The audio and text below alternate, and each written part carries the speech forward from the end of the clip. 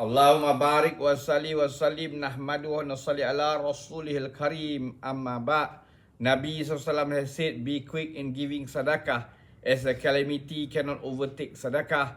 Rasulullah SAW has said, be quick in giving sadaqah as a calamity cannot overtake sadaqah. This means that an approaching calamity is pushed back due to sadaqah.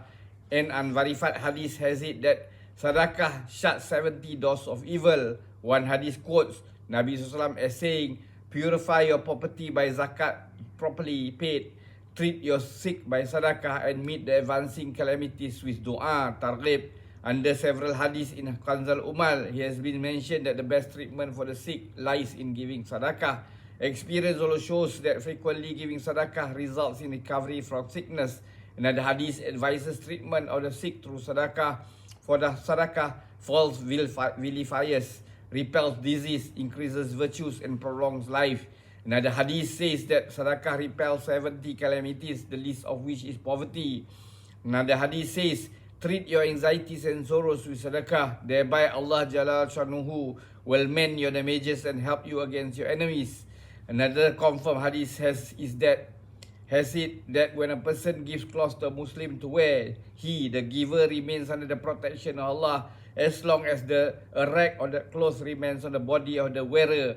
Ibn Abi Al-Jad rahimullah says sadaqah shut 70 doors of evil. Still another hadith says, give sadaqah early in the morning because calamity can never overtake sadaqah. Anas radiallahu anhu has quoted Nabi SAW as saying that sadaqah subdues Allah's wrath and protect one from tragic death. Ulama has written that sadaqah guards against evil prompting from shaitan at the time of death and protects one from uttering words of ingratitude under the influence of serious illness, and also prevents a tragic end. In short, it brings to help a peaceful end.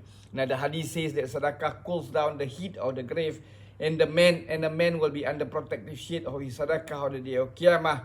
If the sadaqah is in large quantity, the shade will also be large.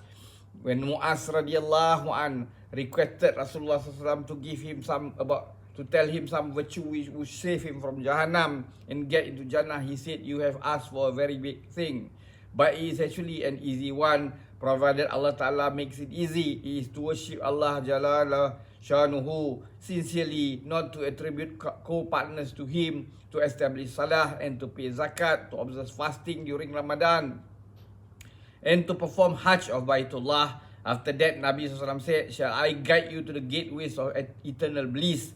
Their fasting is against the shield of Shaitan onslaught. Sadaqah destroys sins just as water extinguishes fire. The salat at midnight has similar effect on sins.